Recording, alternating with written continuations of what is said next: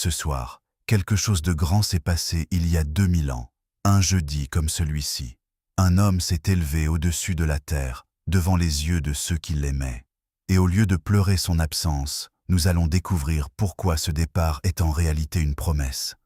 Pose ce que tu portes. Laisse la journée s'éloigner. Ce moment est pour toi.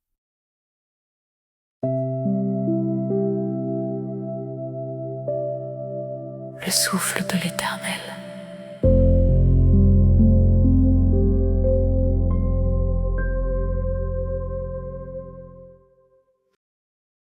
Aujourd'hui, c'est l'Ascension, le jour où Jésus, après sa résurrection, est monté vers le Père. Et je sais que pour beaucoup d'entre nous, ce mystère peut sembler lointain, presque difficile à saisir. Un homme qui monte au ciel. Qu'est-ce que cela change vraiment pour moi, ce soir, dans ma vie concrète? C'est exactement la question que nous allons tenir ensemble. Parce que ce verset d'Actes, chapitre 1, verset 9, n'est pas simplement un récit historique. C'est une parole qui parle de toi, de moi, de ce que Dieu fait encore aujourd'hui. Alors installe-toi, respire et laisse ces mots entrer. Lecture dans l'Évangile selon les Actes des Apôtres, chapitre 1, versets 9 à 11. Après avoir dit cela, il fut élevé pendant qu'ils le regardaient, et une nuée le déroba à leurs yeux. Comme ils avaient les regards fixés vers le ciel pendant qu'ils s'en allaient, voici, 2 hommes vêtus de blanc leur apparurent et dirent : « Hommes galiléens, pourquoi vous arrêtez-vous à regarder vers le ciel ? Ce Jésus qui a été enlevé au ciel du milieu de vous viendra de la même manière que vous l'avez vu aller au ciel. » Parole du Seigneur. Ce que Luc décrit ici, c'est un moment de transition absolue. Les disciples regardent, ils ne bougent pas, et 2 messagers doivent presque les secouer doucement. Pourquoi restez-vous là, les yeux en l'air? Cette question n'est pas un reproche. C'est une invitation à comprendre que l'ascension n'est pas une fin. Jésus ne disparaît pas dans le néant. Il entre dans la plénitude du Père, là où il intercède pour nous, là où il prépare ce qui vient. La nuée qui le cache n'est pas un rideau qui tombe, c'est le signe de la présence de Dieu, comme au Sinaï, comme à la Transfiguration. Il ne part pas loin, il entre plus profondément dans le réel. Il y a quelque chose de très humain dans l'attitude de ses disciples. Ils regardent vers le haut, immobiles, comme si en fixant assez longtemps ce point dans le ciel, ils pouvaient retenir ce qui vient de leur échapper. On connaît tout ce geste-là. Pas forcément les yeux levés vers le ciel, mais ce moment où on ne veut pas que quelque chose se termine. Une période de vie, une présence aimée, un temps de grâce qu'on sentait précieux et qu'on voit partir. Les disciples avaient tout quitté pour suivre cet homme. Ils avaient traversé avec lui des moments d'une intensité rare, les guérisons, les tempêtes apaisées, la mort et la résurrection. Et là, au moment où il pensait peut-être que tout allait vraiment commencer, il s'en va. On peut comprendre qu'il reste là, silencieux, les yeux perdus dans le ciel. Mais voilà ce que ce soir je voudrais qu'on entende ensemble. L'ascension n'est pas un abandon, c'est exactement le contraire. Jésus monte vers le Père non pas pour s'éloigner de nous, mais pour être présent d'une façon que la proximité physique ne permettait pas. Tant qu'il était là, en chair et en os, sa présence était limitée à un lieu, à un moment, à un groupe de personnes.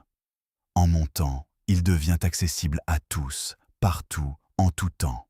Ce départ-là, c'est un élargissement de sa présence, pas une réduction. Pense à ce que cela signifie pour toi ce soir. En ce moment précis, quelle que soit la ville où tu te trouves, quelle que soit la fatigue que tu portes, quelle que soit la question qui tourne dans ta tête depuis ce matin, il n'est pas absent. Il est devant le Père. Et les Écritures nous disent qu'il intercède, qu'il plaide pour toi, pas de manière froide et administrative.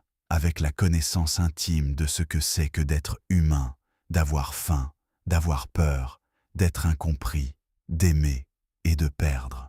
Il y a une image que j'aime beaucoup dans tout ça. Quand quelqu'un que tu aimes part en voyage lointain, sa présence change de forme. Elle n'est plus physique, elle devient intérieure. Tu penses à lui différemment.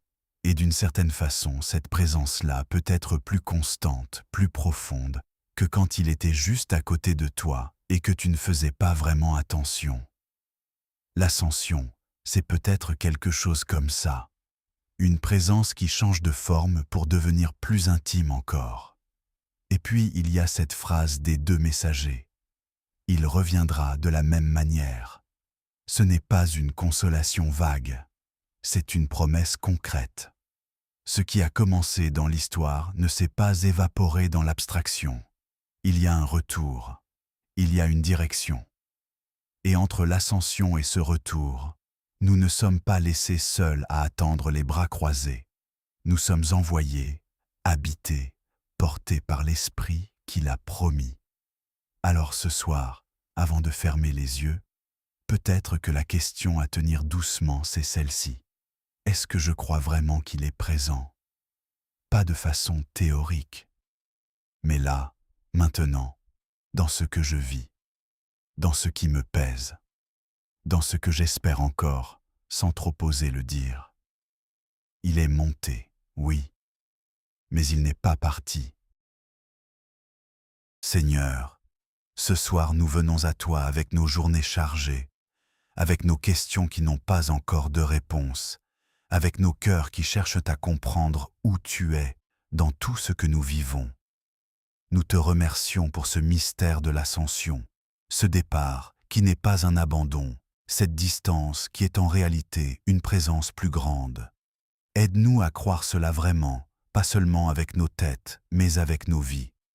Fortifie-nous dans les moments où ton silence nous semble lourd. Guide-nous vers cette confiance tranquille que tu intercèdes pour nous, que tu nous vois, que tu nous portes. Que cette nuit soit un repos vrai, un repos habité par ta paix. Et prions maintenant ensemble, comme Jésus lui-même nous l'a appris, de cette voie unie qui traverse les siècles et les frontières. Notre Père qui es aux cieux, que ton nom soit sanctifié, que ton règne vienne, que ta volonté soit faite sur la terre comme au ciel. Donne-nous aujourd'hui notre pain de ce jour. Pardonne-nous nos offenses, comme nous pardonnons aussi à ceux qui nous ont offensés. Et ne nous soumets pas à la tentation, mais délivre-nous du mal, car c'est à toi qu'appartiennent le règne, la puissance et la gloire, pour les siècles des siècles. Amen. Il est monté vers le Père, non pas pour nous quitter, mais pour que sa présence devienne plus grande que tout ce que nous pourrions imaginer. Si cette méditation t'a touché ce soir, partage-la avec quelqu'un qui en a besoin. Parfois, une vidéo trouve exactement la personne qu'elle devait trouver. Tu peux retrouver d'autres méditations, comme celle-ci sur la chaîne Le Souffle de l'Éternel, chaque soir, pour accompagner ta nuit. Va en paix. Tu es vu, tu es connu, tu es aimé. Là-haut, quelqu'un plaide pour toi.